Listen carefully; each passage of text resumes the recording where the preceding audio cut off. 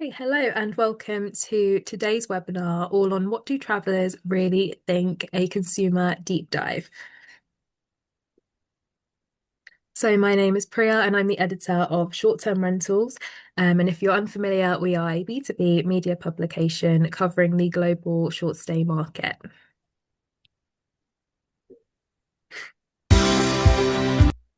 And today's webinar is brought to you in partnership with Price Labs. So please enjoy this video from the Price Labs team.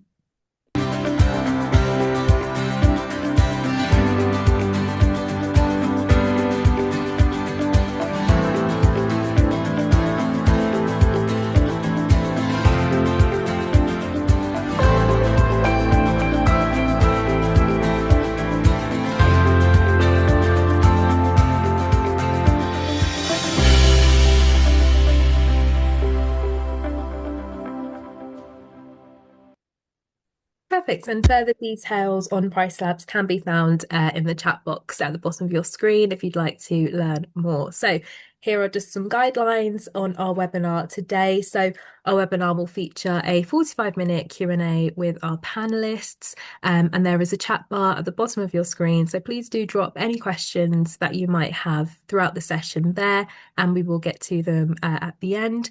And if you'd like to share this webinar, a recording will be sent out to your email address within 24 hours. And you'll also receive an insight summary on all of the key points covered in today's session as well. A short survey will also appear at the end of this webinar, so please do take a few moments to fill that out if you can. Okay, so to kind of set the scene for today's session and before we bring on our panel, the IHM team actually went into the streets of London to hear a little bit from the general public directly about their booking behaviour and how they book. So let's just check that out before we meet our panel.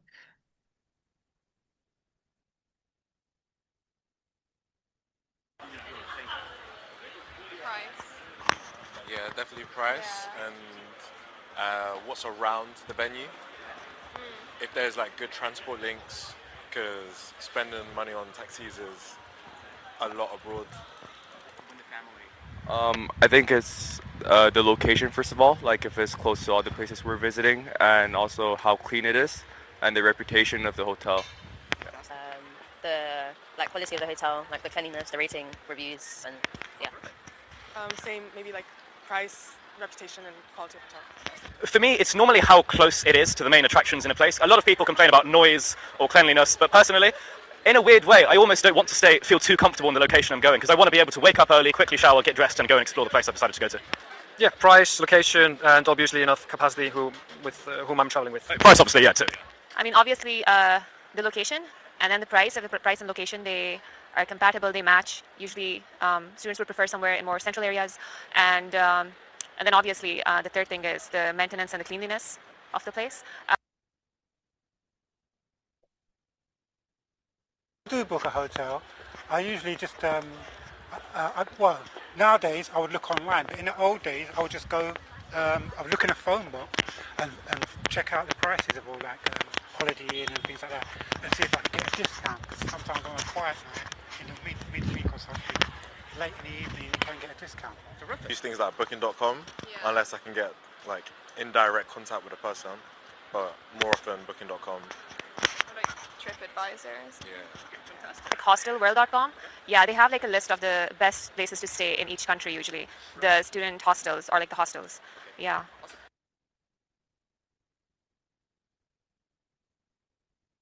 No, not for hotel bookings. No. Would you consider it for the future? Possibly, but not right now. Perfect. You? No. Fantastic. No. No. Would you consider it in the future? Yeah, maybe if I'm going to a completely new place, I would like to check which maybe which locations are the best to stay at, areas in a city in those terms. Yeah. That's it. Thank you. No, I normally only ask the AI to help me figure out what to do on the holiday when I'm there. I normally just stick to booking and then filter the sort of things that I want. Yeah, no, definitely not. Yeah.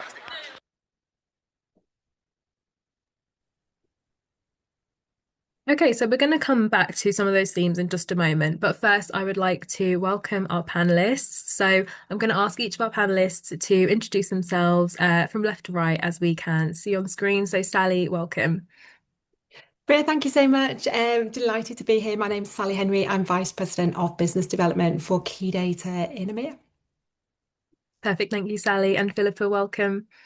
Yeah, thank you for having me. Yes, Philippa Wagner, and I'm the founder of PeoplePlacesSpaces, and we're a creative strategy sort of experience studio working with brands, operators, and developers, understanding the future guest and what they will want in 3 to 5+ years. Great. Thank you, Philippa. And Theobald, welcome. Hey, hello everyone. I'm Thibaut. I'm the head of product marketing for Price Labs. It's here. I think you saw in the video. We do revenue management, software solution. Great to be here, and I can't wait for us to start sharing insights. Thank you all. So all of the contact details on our speakers is in the chat box. So please do reach out and connect if you'd like to carry the conversation on after the webinar. So before we get started in our discussion, we wanted to get a little bit deeper into the kind of public interviews that we had. So I spoke with a few kind of frequent flyers, if you will, in some longer interviews about how they search for, evaluate and book their travel accommodation. So this next little clip just shows those conversations together and sets up some of the themes that we're going to explore in our panel in just a moment.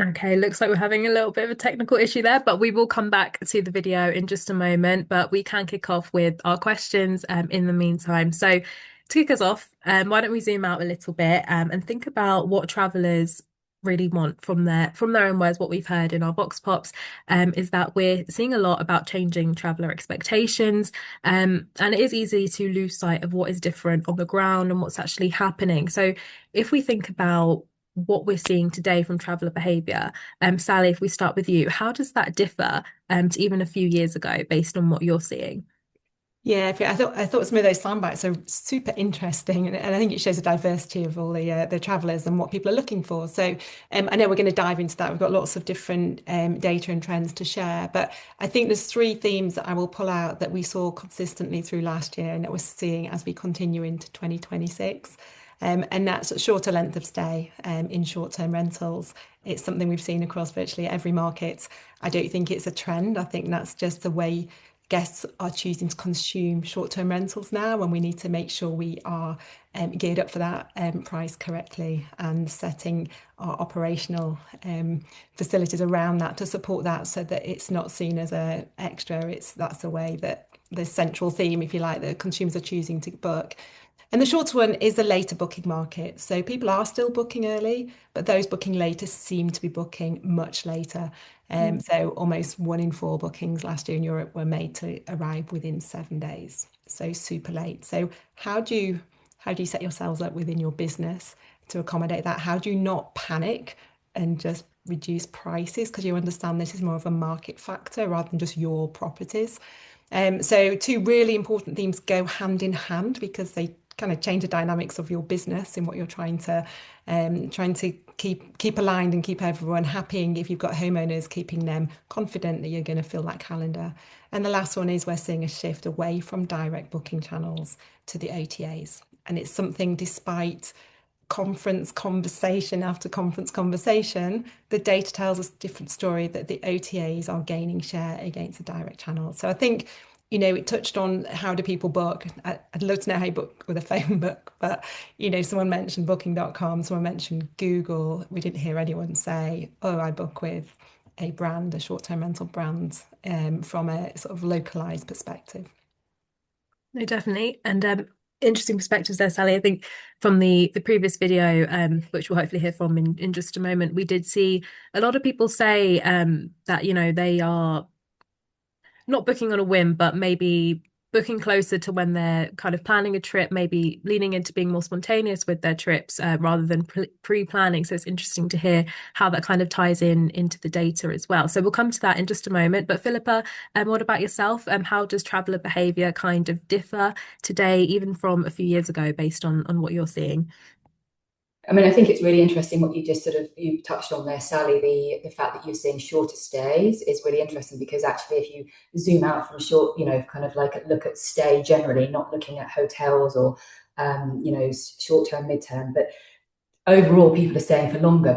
But people from traditional hotel markets are choosing to stay longer. Therefore, they're leaning into to the market that we're talking about here, which is, you know, staying for that longer period of time, because guests are really looking for spaces that can facilitate their desire for their own control and their own emotional needs.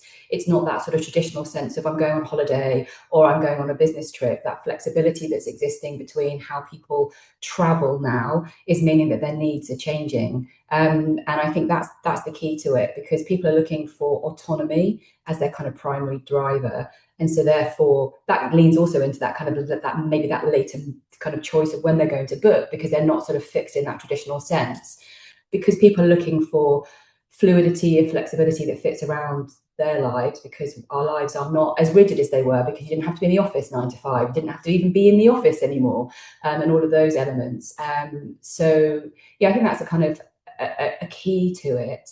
And I think people are starting to recognize the values and the benefits of the kind of the properties that exist outside of the traditional hotel environment, where you've got the kind of whether it's a short-term or a long-term rental, whether it's leaning a kind of away from the Airbnb phenomenon back in something that's a little bit more controlled, but where you can actually have a kitchen that's in your environment, so you can cook your own food, so you haven't got to rely on the expensive eating out all the time, or you've got more control over your diets. Again, with the rise of you know, Ozempic and all the GLPs and all those things is having a change on how people are kind of eating and their patterns and when they want to spend time in restaurants. The reason people are traveling is more about experiences that might be beyond the F&B traditional. So it might be about wanting to be at a location where there was a film that was, you know, that they were inspired by, or a TV show or something. So their reasons are changing, and their expectations essentially around that are just constantly evolving. And the rise of solo travel, you know, I think that's something that we're going to see increasingly more and more, and the impact that's going to have on how they choose spaces and when they choose to travel. Yes, definitely. And I think what you mentioned there really hits nail on the head from some of the thoughts that I heard from the consumers that I spoke to in more depth about kind of location being a really big priority. If there's anything specific that they might have seen, maybe on social media being an interesting craze, or a filming location, as you mentioned, really kind of driving those bookings, especially to different areas and locations. So it's interesting to see how things are evolving. And Tibble, I don't know if you have any thoughts on this. I'd love to hear your perspective too. Yeah, exactly. I had three things, and one of them was exactly what you discussed. Is that we do hear about over tourism, and for some reason, some people not discouraged about tourism. Right? You see TikTok craze and people going to queuing for hours for they don't probably don't know what, and probably not value, but they do it right nonetheless, because to be in a queue.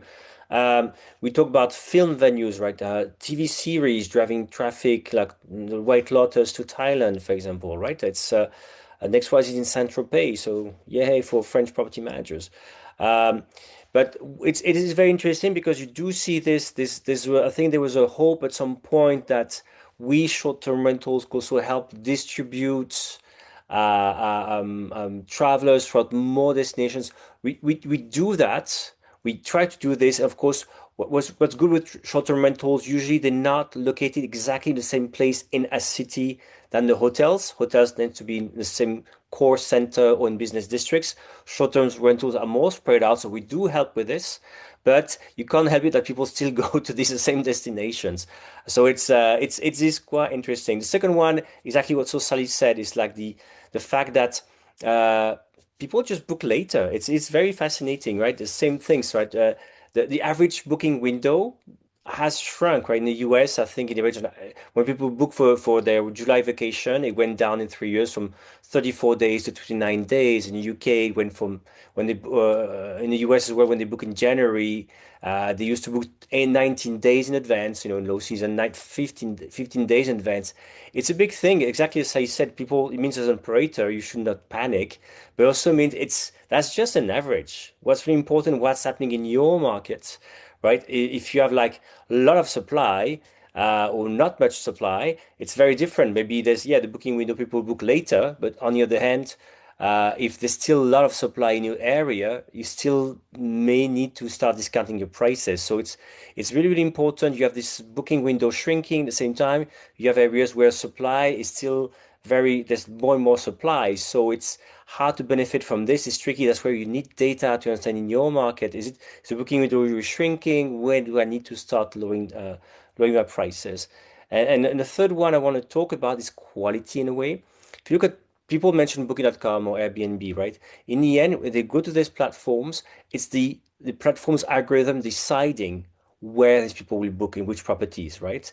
And people barely go, I don't know if you go beyond the first page, but most people don't go beyond the first page of results, right?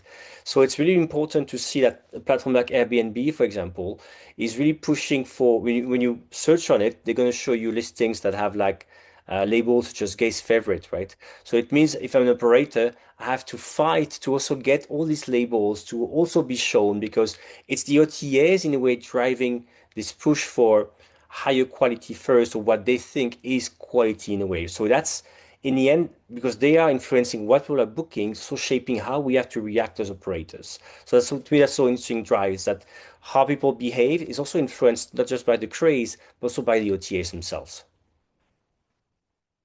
Interesting. So are you sort of saying that the OTAs are making note that things like quality, location are priority for consumers, so those listings are kind of bumped to the top, if you will?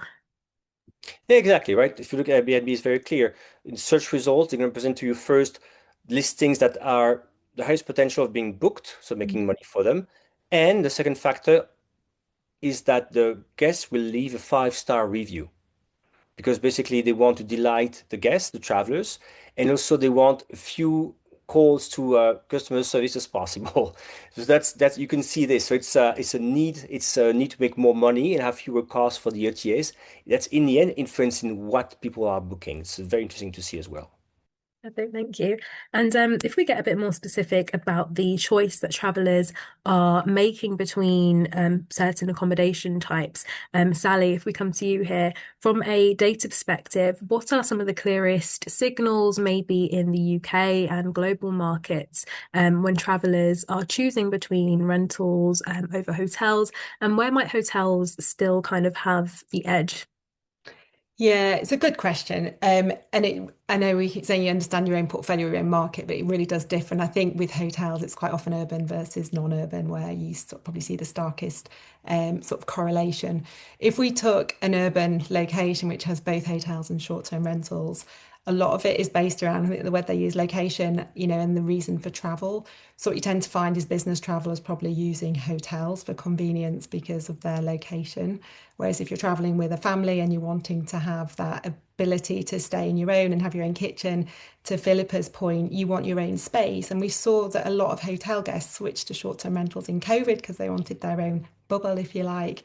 But, now that everything's back on the table, how do you compete? And I think one of the words that is used quite frequently is consistency. So with some hotels, some people will only book a Hilton, for example, because they understand what they're expecting to get. Whereas with short-term rentals, you don't necessarily have that same brand consistency across a global world. So some of it is around trust and convenience. Some business travel don't allow still short-term rentals. So I think understanding that corporate travel is something where hotels tend to win out. And then you can look at the flip side, where remote working is different to business travel, where people will stay longer and they have those spaces. And again, I think Philippa alluded to that. That's where people will stay for a longer time. I think 35% of people in the US travelled and had remote work last year. It's really high, and it's probably a category that short-term rentals could really gear themselves up to. to tap into as additional how to extend your season. So I think with the hotels tend to book later. So a lot of hotels use short-term rental data as a precursor to what they should do with their rates for density. So if they see the short-term rental market in their particular market booking, they will put their rates up. So short-term rentals tend to book earlier, and they're used as a precursor for a lot of the hotel industry to make sure they're getting their rates right when they can see what the occupancy is. So I think there's an opportunity for short-term rental operators to look at that hotel data too. There are some markets that flips.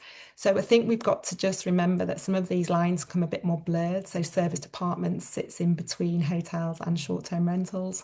So you've kind of got the customer sometimes doesn't care what label it is. They want to know, is there a property that suits my needs, that's available at the right price in the right location, whether it's a service department or a short-term rental apartment or a hotel, possibly doesn't matter as much as some of the other factors. And I think we label ourselves into a corner as an industry, and I think we should potentially think like a guest sometimes.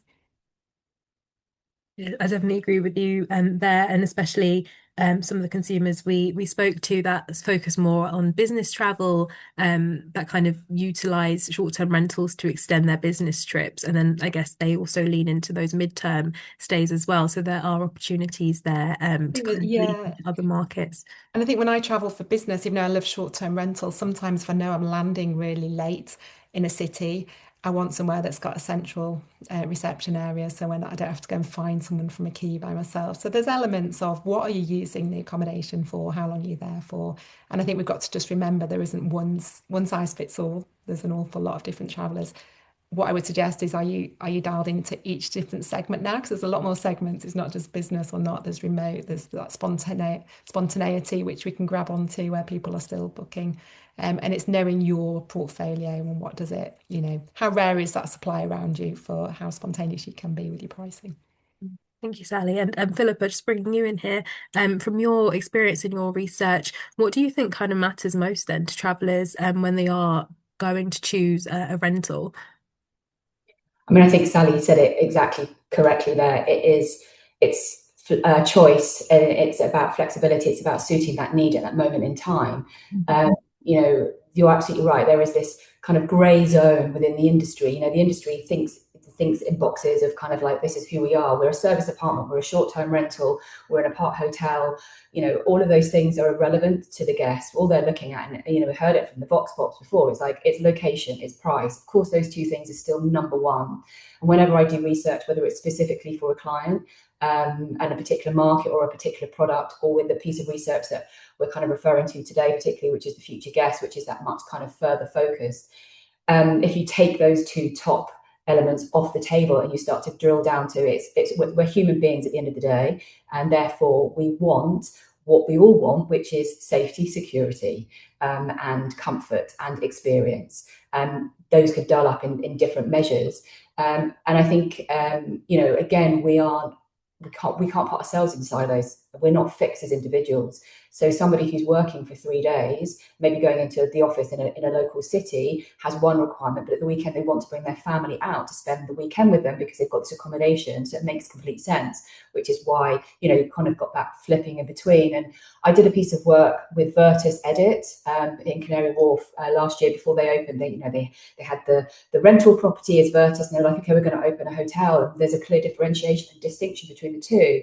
And actually, he was like, no, there's not. Of course there is, in a commercial and a product perspective. But when you look at it from the guests, what it becomes is the hotel property, or the apart hotel, becomes a spare room for those people living in a one-bedroom property in the rental. So therefore their friends and family come and stay. It becomes somewhere you can live between properties when you're kind of taking a contract somewhere else, or maybe buying a property, or builders are doing something in your house, or it can be student accommodation, or it can be a one night because you're working late in Canary Wharf and you've missed the last train home. It's all of those things, but the point is, it was a category of an apartment hotel. But if you backtrack it into what do I want as a guest, it's the same thing. It's the only thing that's different is time. And so that's how we sort of need to start thinking about it. And at the end of the day, people want frictionless. They want a sense of control, particularly in a world where we feel so kind of out of control. But they also want a space, and I think this is what you kind of alluded to, Sally, which is that lack of consistency. You know, Hilton, Marriott, you know, all of those guys, yes, in theory, you know what you're going to get. But the reality is you might not, because you can stay in a property that is a brand new property and you can stay in a really old one with an owner that hasn't wanted to put any investment into it, and you can have your trust broken. But because you've got these big brands telling you it's consistency and trust, you believe that. And therefore there's this assumption that in the short-term rental that you're going to have some random person that hasn't done what they promised they're going to do. Actually, if you can just be human about it, then people understand that sometimes things go wrong. And I think people are expecting that trust. And as long as that trust is supported, and as long as there's a human behind the rental to support it, then you get those things that you're looking for, which is comfort, location, and then the price kind of falls by the wayside in a way. Definitely. Thank you, Philippa. And that completely echoes what we heard from the consumer interviews. As mentioned before, you know, regular communication from hosts and a feeling that they can kind of build trust, and those 5-star reviews and you know, making the effort to connect with guests really does stand out to people when it comes to choosing which rental they're going to go for and really completing their booking journey. So thank you for those insights. And Dibble, just coming to you here. We've talked about what guests kind of want and how they are behaving, but when travelers are comparing rentals and hotels, maybe side by side, what signals actually convince them that something is good value, and which signals do you think that operators might overestimate as well? A great question. I mean, before Price Labs, at some point when my beard was not white, I used to work at Booking.com, and I actually joined Booking.com the moment 8 to 10 years ago when they started introducing short-term rentals to their travelers. So I think Booking.com is a good example where you do have side by side what both Sally and Philippa talked about, which is like I'm traveling for 2 nights in a city. I'm just saying, I enter these destinations, I say 2 travelers, and I give my dates, 2 nights, duration. What should Booking.com show you? Hotels, apartment. So it's very interesting. And here, again, we did a lot of tests at Booking.com because at the time, the platform was only known for hotels, and we had to introduce short-term rentals. So how do you give trust about this? So some signals, that's a good value, right? So obviously we do a lot of things side by side, but for example, this when you do survey and look at what people book, things like the photos are very important as signals. It sounds very cliche, but a signal is going to be good value for short-term rental if you do show all the amenities that we in the short-term rental industry provide, like not only the kitchen, but you have many bedrooms, you have the living room, you have a private space. That's already starting to show the value delivering because people judge on the photos, as we know, right? Another way I think what's important is on the good value is the price, obviously. It used to be that on the price side, short-term rentals were a bit more virtuous, especially in Europe, in the sense that when you book a hotel in the US, for example, you usually used to have like surprises at the end, like resort fees and fees for this, transaction fees for that, which you didn't have a short-term rental, right? Short-term rental, usually you knew what you booked. So this notion of trust, we didn't have so much in Europe because in Europe by law, we had the platforms have to display the full loaded price with all the fees behind the scenes, right? But still, hotels usually manage to do this. So I think the sense of signals of good value in a way, sometimes actually people, the fact it's a short-term rental by itself sometimes sends a bit more trust because if people have in carts once or twice booking a hotel and having to pay this enormous amount of fees at the end, like, you know what, I'm going to book a short-term rental, it is clear. But again, now this whole notion has disappeared because even in the US, the platforms display a fully loaded price. Not as much, but again, that's important. And you asked me about one of this, what property managers may overestimate. They may overestimate that a signal for like more trust, so that's going to be a good value, a good experience, that the fact it's hosted by a property manager. What I mean by this is that look at the data, like guest reviews on average are lower for property manager and for hosts because it's just harder to scale this quality and stuff, right? And some people don't really read the things. They don't read that so the host is a property manager, even though we know as property managers do an extraordinary job, right? In terms of service, something happens, they probably have customer service that's going to be here, like a host may not be as available. So some people think that a signal that like, oh, I'm a property manager is going to be important. In the end, the ratings, the photos are going to be a bit more important than this. Interesting. Thank you, Sybil. And just on that and some of the important things that you've mentioned there, we're going to try and just replay that video of our consumers. They discussed a lot of the things that you've all just covered and just see if that works now. And then we'll come back to the rest of our questions, kind of examining what this trust means and how we can really drive booking confidence as well.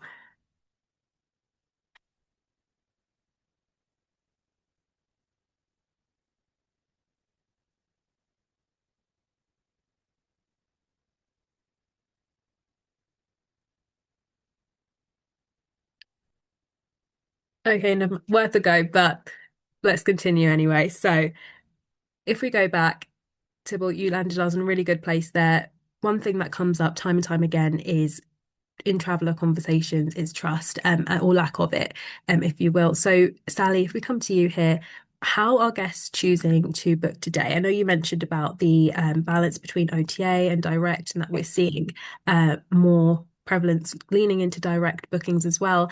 But what does this tell us about booking confidence, especially in the rental space, when we think about these changes in the data? Yeah, so we can see in most markets that the OTAs, and by that it's really predominantly led by Booking.com and Airbnb have taken. Vrbo has stayed pretty flat, if you like, this last year. So why are they gaining a shift, if you like, against those direct channels? And I think one of them, and it's a bit of it's which side you look at it, but they're trying to put the right element of flexibility, I think, first of all, to guests. So it doesn't always suit short-term rental managers, but allowing cancellations nearer to arrival. So giving that guest that real bit of flexibility. So some guests will buy into that platform because they go, well, it's okay because my friends were going to Marbella in June and said, well, why don't we book it? Because we can cancel by May. And I was like, oh, this is our industry. But for one thing, they're comfortable about that being supported to have that flexibility, if you like, on those platforms. And the other is, I think you used the word, Priya, or Philippa, frictionless checkout. So I buy something almost every day from Amazon. I'm terrible because it's so easy. I just press go and it appears and I really trust it. Some people, when they travel, like to have everything in one place or one app. So they will constantly go potentially to either Airbnb or Booking because they trust it. And it's easy and it's all there and it's all in one place and they can find everything. And that checkout experience is fairly frictionless because they deal with multiple currencies, multiple languages. So I think an element of why they're doing well is they're serving smart content because they've learned so much. And Tia, as you were saying, the amount of testing they do on the platform for, everyone will get, when I log onto my Booking.com app, I'll see something completely different to you, Philippa, and something different to all of you. A bit like Netflix, because it's understanding what I look. I confuse it because I have business travel and home travel. But they've got some really smart smart understandings for trying to take away any barrier to the guest for booking. And there isn't always that sophistication, I think, on some of the direct channels for checkouts. And that's unfair. I think the direct channels can offer huge advantages for booking direct, but they can't always get in front of the guests to tell them what those are. So people will naturally fall to those OTAs who are servicing them really well with flexible options and the trust of that big brand, and they'll say, here we go. And also they're doing a huge amount of consumer advertising, some of which really helps the industry. If you look at the Airbnb ad that's showing in the UK right now, I don't know if it's global, and they use Tiffany, I Think We're Alone Now, which I sing all the time. It's one of my favourite songs. But they showcase this amazing property in the middle of nowhere, right? So what they're trying to do is, to your point, is that geodiversification of getting off the beaten track. They're showing that short-term rentals can deliver that. And you look at what Vrbo do, their advertising, it's always some amazing property or villa in a beautiful location that's out. So some of these big platforms are helping elevate short-term rentals for us generally, but also their marketing budget means they are going to be getting the attention of some of our guests that are in the market. Putting their hands up. Thank you, Sally. And I suppose that kind of, to me, reinforces the importance of, property managers utilizing the data to understand their individual demographics and segments so they can really tailor listings to them, because obviously, as you say, OTAs in that sense have the upper hand when it comes to displaying tailored preferences to each user. No, absolutely. And I think it's about understanding your product as well. So if you're in a product or a market which has really dense product and lots of different options, then people will be either will hang back or if it's a sleeps 2 rather than a sleeps 8. So it's understanding the scarcity of your own portfolio and your own product and making sure that you have that on the right channel at the right time to dip in. So, you've also got to overlay it with other things like cancellations. So does one channel cancel more prolifically than another, and do you have chance to resell that? So we looked at some data from our US clients just in October when the new Airbnb policies came out, and we saw that only 47% of people that had booked with Airbnb and then cancelled, those properties got rebooked. So have you factored in that so you can, it's the channel behaviour for you and your portfolio, your product type is really important to get right. They are an amazing channel to tap into. They have an immense amount of eyeballs to your product, but make sure it's the product with the right duration and the right price with the right policy assigned to it. That would be my advice. It isn't like one channel against the rest. It's what works for your portfolio and your property type. Thank you, Sally. And Philippa, from the kind of guest point of view, what also breaks trust? I mean, when we think about things that might be underestimated even by operators, and we think about things like photos, reviews, communication, what really breaks trust when it comes to ending that booking journey? I mean, a lot of things break trust, because obviously false promises, false marketing, untrue narrative and storytelling. Guests arrive skeptical. They're not necessarily cynical, but they are coming with that kind of preconception of, well, maybe it's not as it's promised. They kind of almost assume that systems are going to fail. So it's about making sure that you don't overpromise and overdeliver, because the thing that breaks trust fastest is when guests feel like they're having to manage the system versus actually being able to be kind of given that support system that, particularly if it's for a vacation, you particularly want that. But also if you're traveling for business as well, because you that's the last thing you're there to do. You're there to work. So it's really important. And I think what's going to be really key, and this is something that came out really loud and clear in the future guest research, was this relationship between AI, or the AI as it was described in one of those first videos, but AI and this sort of human first, because I think where hospitality is in the more hotel leading part of hospitality industry is going to have to win out, is where people are put center stage, the teams are there, and actually the technology sort of allows them to kind of to choreograph the experience. It kind of acts as a kind of hidden layer where you're getting into kind of short-term rental where there's less people and sort of that interaction. Technology has a different role to play, and I think we have to find that balance with trust, because as human nature, this is something that came out, as I said, from the research, was how clearly that people, if something goes wrong and a human comes in and helps solve it, you have empathy, if it's handled with care and respect, you forgive it. But when technology fails us, we don't give it any empathy at all. We're over it within seconds.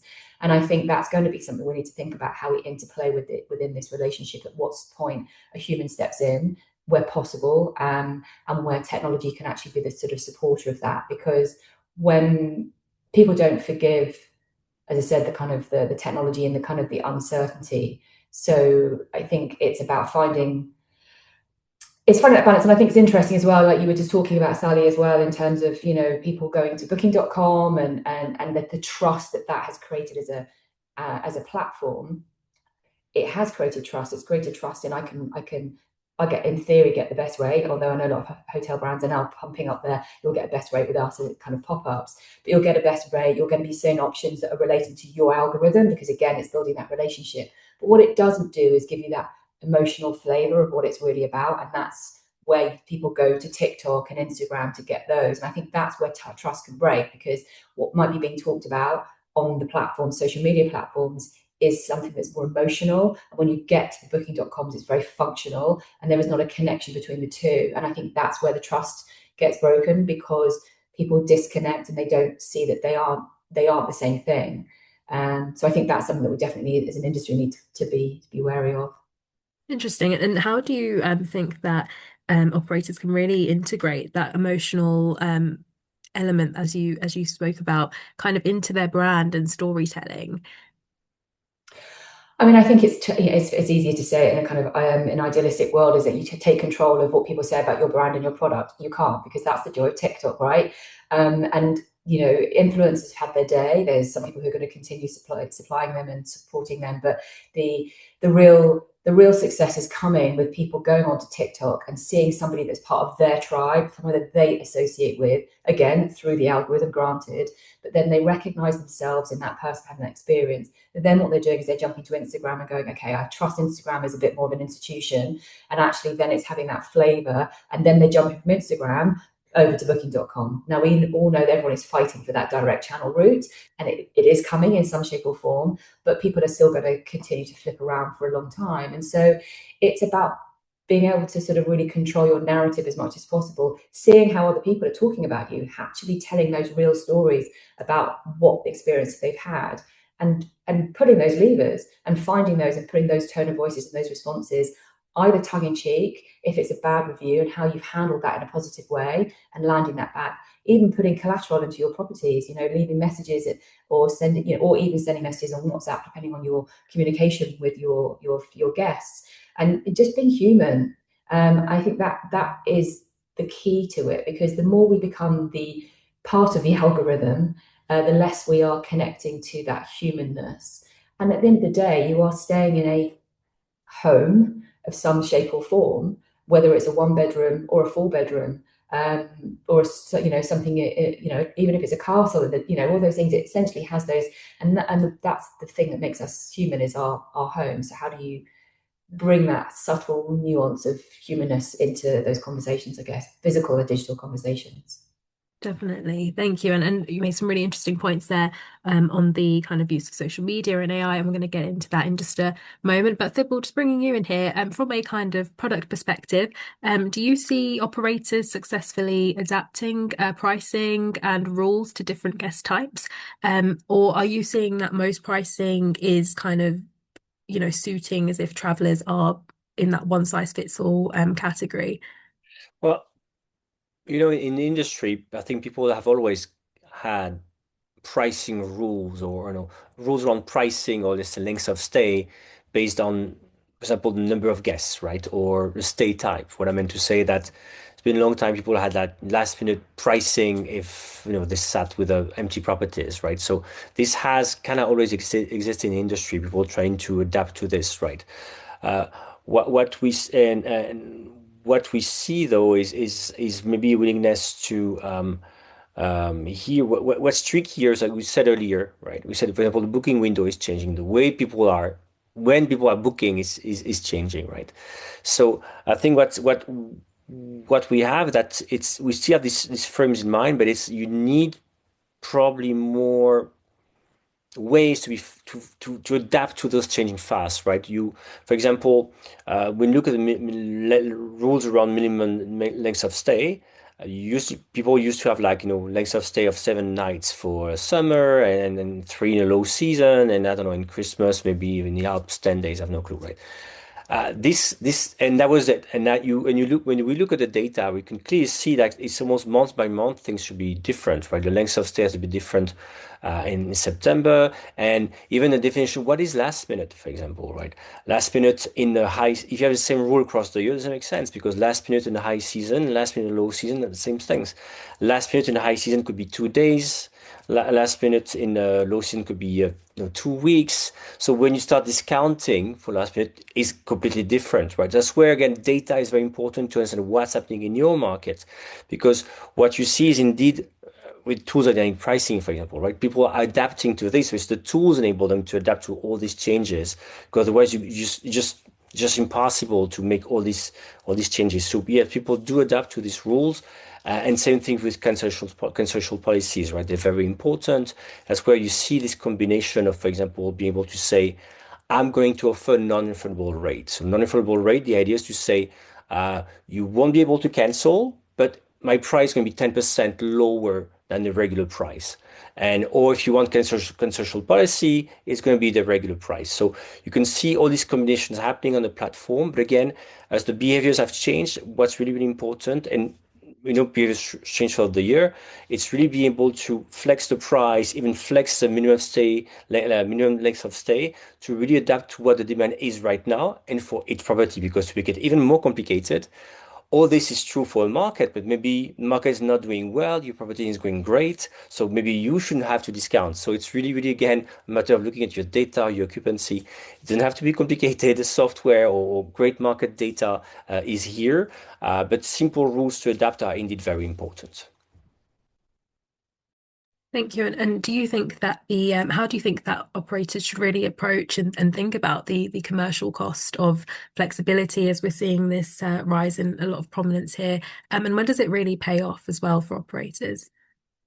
Well, it depends. Flexibility could be flexibility could be a source of revenue. For example, if you tell people you can check out later for 10 quid more, I don't know, 20 quid more, I don't know, and you have software in place, like solutions exist like Answer Connect or kind of solutions, right? It's very easy to say yes, I want to check out later and I can pay right now.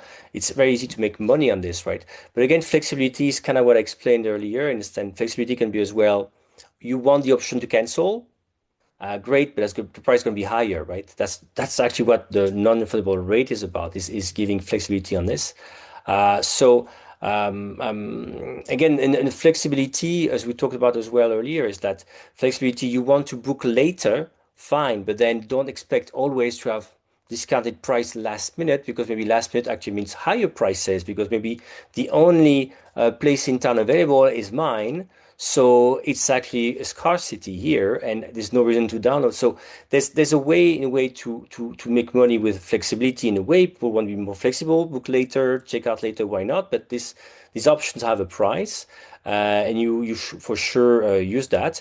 But again, it means that you also have an idea what's happening around you in the market. If you're the only one, for example, same thing for minimum stay, right? If you're in a market where everybody stays for 7 nights, you're the only one offering 4 nights. Actually, maybe clever, because if you're the only one offering this, you may be able to charge higher price, because maybe a lot of people won't just stay for 4 nights. So but this only makes sense if you know your market and know how your property is reacting, obviously, right?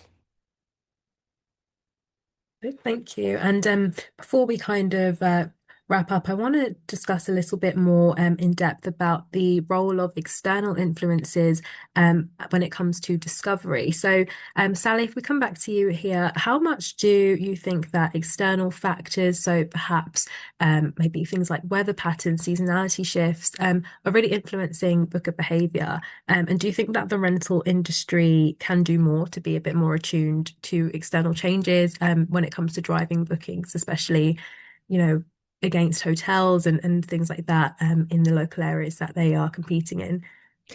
Yeah, there's lots of ways to look at it, and external factors. Some are planned and you can plan for it. And I think as an industry, we can get really dialed in. I know within Price Labs, it will be drilled in.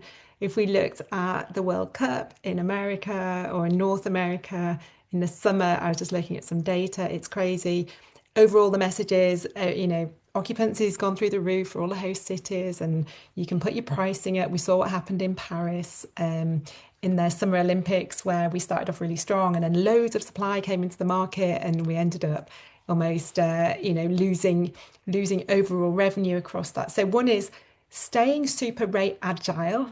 Tim sort of touched on that, but you can't just say, okay, we have an opportunity for an event, and I'll use that as an example. We're going to do good, because actually look into the data, and all the East Coast host cities are doing well because Europe are playing and it's a shorter flight. The West Coast aren't hosting, I think, semi-finals and finals. They're not doing so great. So if you went on a headline and say, let's put our prices up, we're going to do good. So I think being agile on your pricing is super important. things like weather you can't always predict for. And what we often see is somebody will be away and have terrible weather. So say you went for a week in Cornwall and the summer wasn't kind, the chance that they'll rebook immediately is quite low if they've had rain, but they'll forget. What we urge all our clients to do is to create an event, so around something like weather, so we had major snow or really hot. So there's things you can plan for, things you shouldn't forget, because when you're living it and dealing with certain factors as you respond to them. And then there's some of the macroeconomic factors that you just have to understand. So some of the hesitancy in booking is because the world is a little bit bonkers right now, and there seems to be a headline every night where you're not sure if we're going to be at war or not at war, or all going to be friends. So there is an element of a hesitancy there that you just have to be able to respond to, and almost have a team that are dialed into some of those. So if you look, when Trump administration put tariffs on Canada, for example, the travellers from Canada to America fell, it was like 25% immediately. And what that meant is the domestic US market had to shift quite quickly. So instead of trying to rely on those international travellers, they then had to go and find domestic drive travel. So I think it's about how you react to factors and have that strategy. There'll be some you can plan for, which are events that everyone knows are coming and you should be super dialed in. But how you respond to either bad weather or extreme geopolitical things that are going on is where you need to be on top. You can't just sit and hope that your strategy is going to sit and work for you. Yeah, definitely. So it seems like being agile and responsive is key to, and having your finger on your data, understand your own data, but that, what does that mean? You might have an emotional response to something that's happening, but what is actually the data saying? And that's what you need to be able to respond to, and then inform your homeowners, if you've got homeowners, what that strategy then means. Thank you, Sally. And Philippa, just coming to you here, kind of echoing something that you expressed previously. When we think about external factors, one thing that really stood out to me from the Vox Pops that we saw was that a lot of people are hesitant about using AI tools when it comes to shaping their searches for their travel.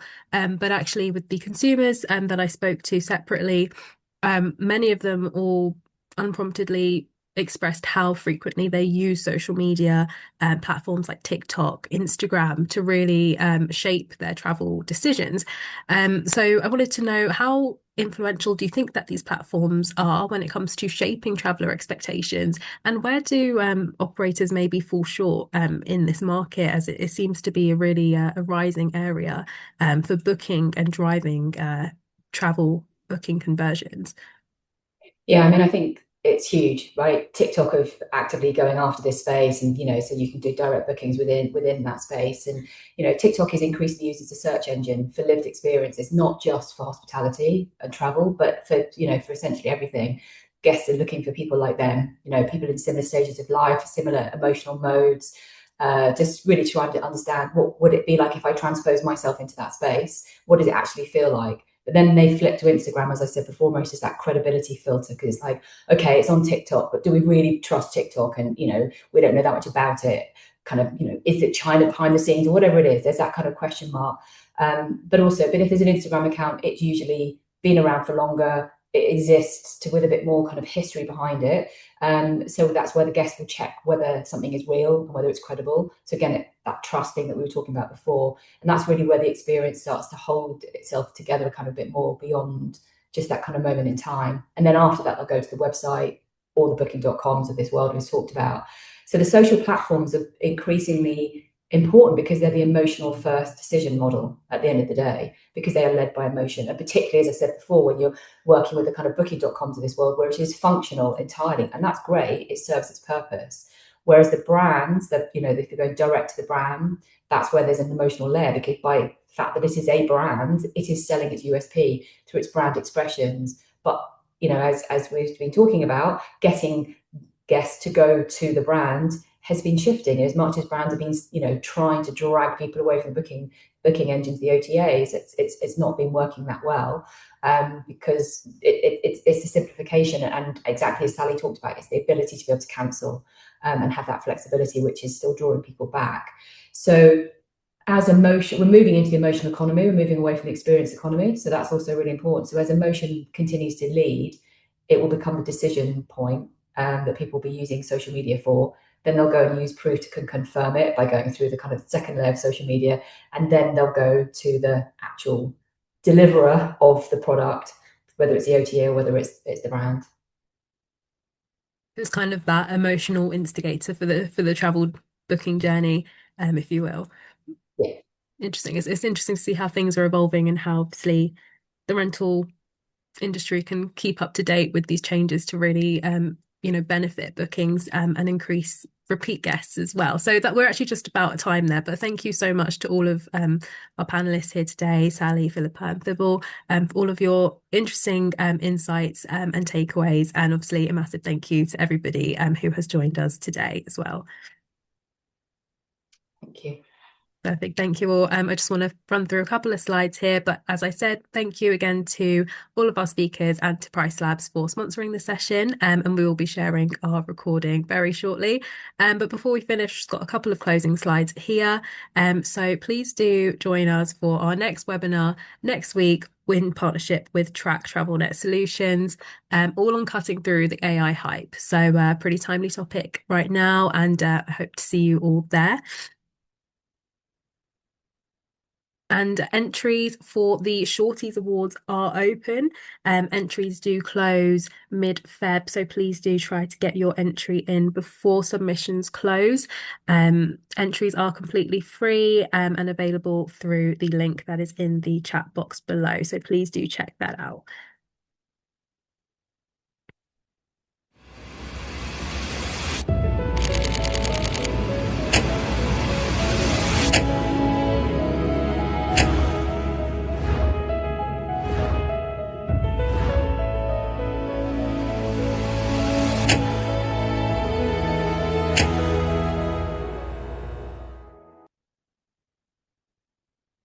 Perfect little video there on the Shorties. And if you are interested in working with us, then please do reach out to our head of growth, whose contact details are on the screen now. And if you'd like to learn a little bit more about what Sam is doing, Sam is hosting a 20-minute content-led webinar next Thursday at 4 p.m. and the register to join is in the chat. So please do check that out as well.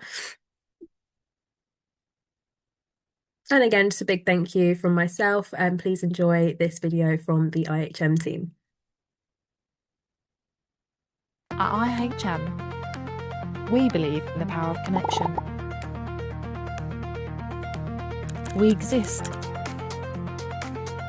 to inspire, to inform, and to unite decision makers who are shaping the future of hospitality and real estate. Our why is simple.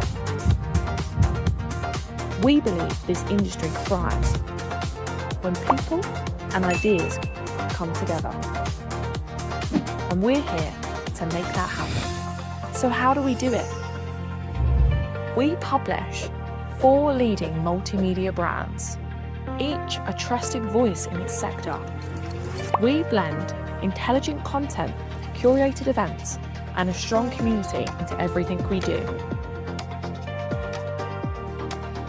making it easy, accessible, and genuinely useful.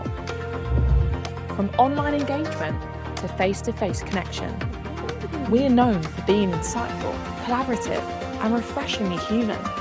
We host world-class events, panel discussions, podcasts, award ceremonies, and webinars designed to spark ideas, drive conversation, and create impact. With over 62,000 monthly web visitors, 55,000 email subscribers, and 69,000 social media connections. Our reach is deep and our community is active. We're partnered with the biggest names in hospitality, and we'd love to connect with you.